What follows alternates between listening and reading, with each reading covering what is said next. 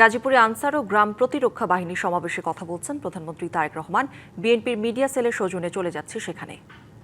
কর্তৃক প্রক্রিয়াধীন রিক্রুটিং এজেন্সির লাইসেন্স নিয়ে আনসার ওয়েলফেয়ার ট্রাস্টের মাধ্যমে বিদেশে কর্মসংস্থানের উদ্যোগ সদস্যের জন্য সম্ভাবনার দ্বার উন্মোচন করবে বলে আমার বিশ্বাস। বাংলাদেশ আনসার ও গ্রাম প্রতিরক্ষা বাহিনী মানব সম্পদ উন্নয়নকে অগ্রাধিকার দিয়ে জাপানি ভাষা প্রশিক্ষণ, freelancing, digital marketing, 6G welding সহ বহুমাত্রিক ও চাহিদা ভিত্তিক আধুনিক প্রশিক্ষণ কার্যক্রম বাস্তবায়ন করছে, যা নিঃসন্দেহে সময় উপযোগী। এসব উদ্যোগ সরকারের আভ্যন্তরীণ ও বৈদেশিক কর্মসংস্থান সম্প্রসারণ এবং দক্ষ মানব সম্পদ গড়ে তোলার কৌশলগত লক্ষ্যের সঙ্গে সামঞ্জস্যপূর্ণ।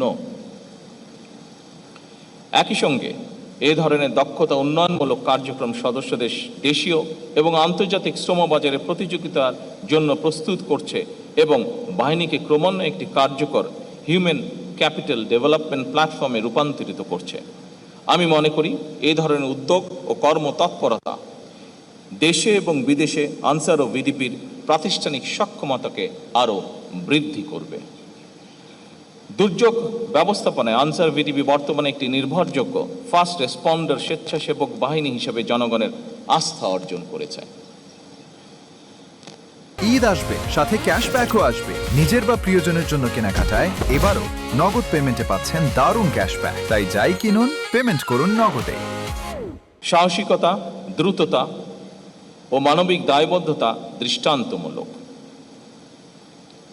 একই সঙ্গে rain water harvesting, solar panel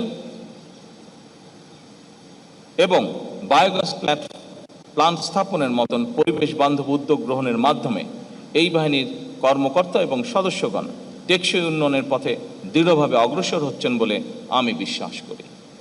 উপস্থিত আনসার ও ভিডিপি অফিসার্স এবং সৈনিকবৃন্দ,